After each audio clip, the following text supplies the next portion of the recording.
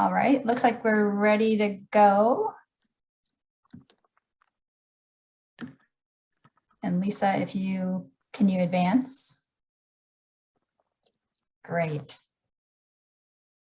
So our objectives tonight is to walk through a few slides. We don't have that many.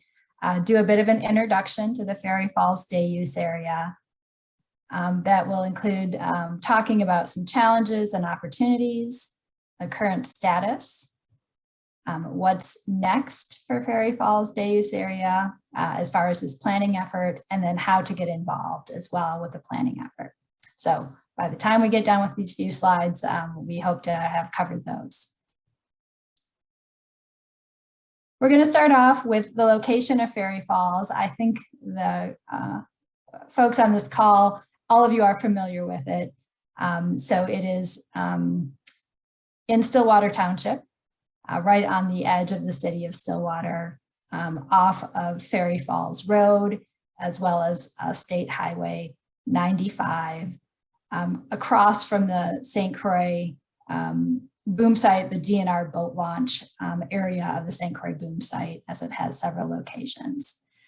It is a 54-acre area. So it is a big natural area surrounded by residential area almost all the way around it. And of course, it is separated from the St. Croix River by Highway 95 and the boom site there, which is a little unusual for the National Park Service land at the Riverway. Much of our land is adjacent to the St. Croix or the Namakagon River. Next slide. As I mentioned, it's a 54-acre area. Silver Creek runs through it. More on the kind of southern side of Ferry Falls. And Silver Creek is what creates the falls of about a 50-foot drop. After the waterfall, it continues through the Park Service land and then eventually passes under Highway 95 and into the St. Croix. Ferry Falls is largely undeveloped. There are numerous social trails. However, there are not formally designated trails. There is also the only real amenity that the National Park Service put into Ferry Falls, which is the bridge over Silver Creek right above the falls, which was put in about 15 years ago. We acquired the property in 1979, 1980. I think the acquisition was completely done as part of the Riverway. And it was, we believe, largely acquired to help protect the water quality of Silver Creek, to protect those rare upland habitats, as well as scenic views from the river.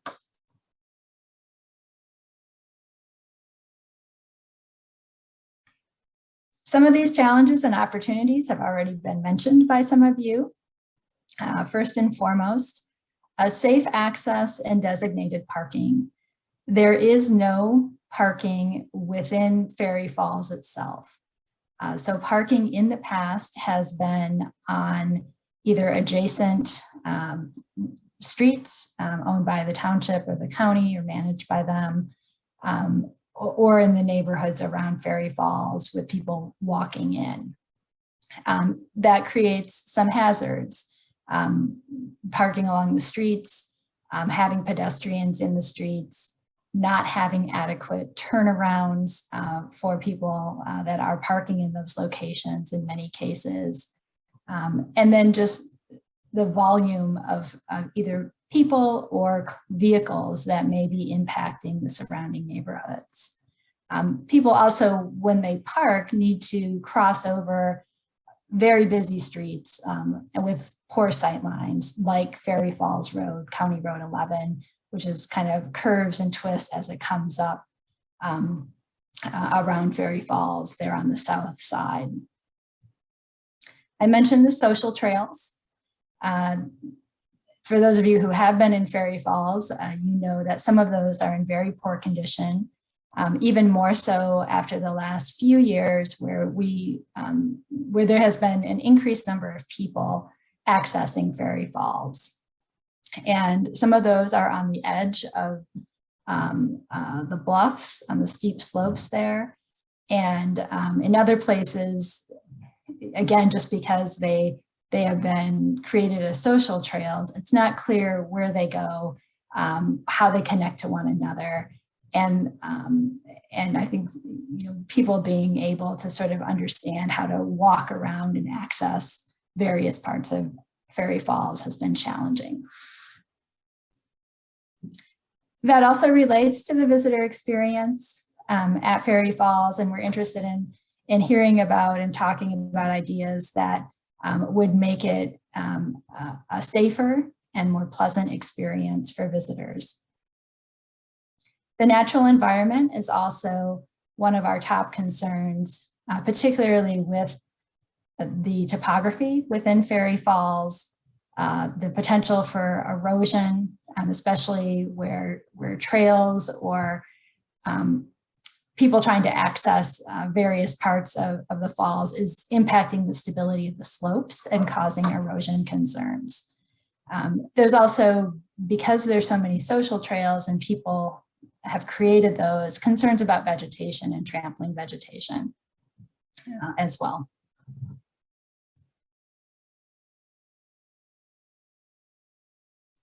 So Fairy Falls day use area is currently closed until further notice due to the lack of safe visitor access, the lack of parking, basically surrounding Fairy Falls, and deteriorating social trails along the steep slopes. The lack of parking was directly impacted by the pandemic. Last April, in those early months of the pandemic when everyone was trying to get outside, we saw a significant increase in the number of parking and safety related issues related to parking and people trying to access Fairy Falls. That has continued because now the parking that was most closely associated with Fairy Falls has largely been eliminated by local communities because of the concern about community safety. We are entering the site planning process to identify options for future management at Fairy Falls. So really trying to take a holistic look and a deep look at what are the possibilities, what might help us achieve goals related to safety, protecting the resources at Fairy Falls, and providing for visitors. That planning process will look at several alternatives. It will end with a preferred alternative and then a process for how that might be implemented.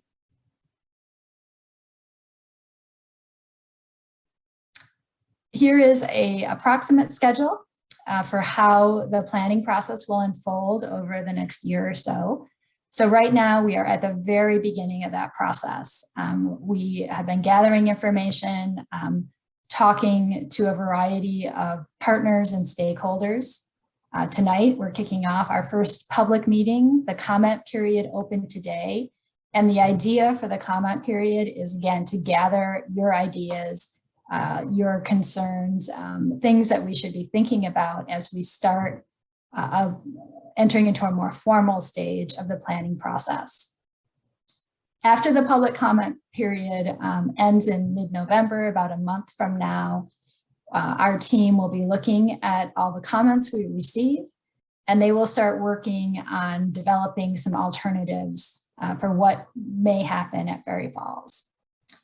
We will come back to the public after that process is finished. Right now, we estimate that happening next summer for additional public meetings and public comment period regarding those alternatives. And then after that public comment period, we would go back and finalize the planning and environmental document, making a decision about a preferred alternative, and then looking at the steps needed to implement that plan. And that would continue into late 2022 and beyond.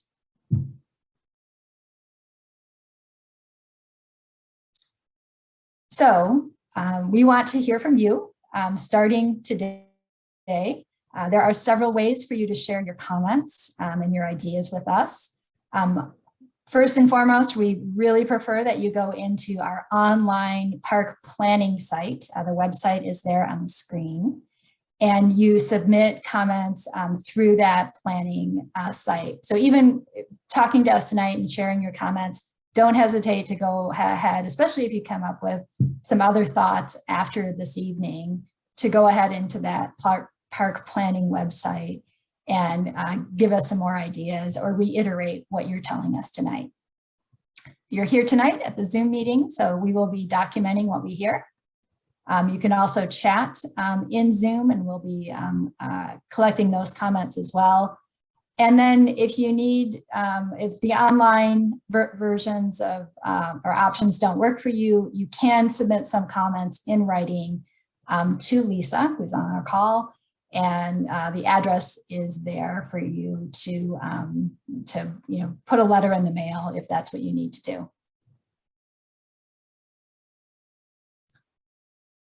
Just want to give you a preview here. If you have not been on the park planning website, this is what it looks like. So it's this is a National Park Service wide system. So parks all across the country put their projects in here and invite the public also from all across the country to weigh in on them. So we have a page here set up for the Ferry Falls Day Use Area project. If you look on the left, Lisa is highlighted there in yellow, open for comment, and you click on that, and then you can submit your comment.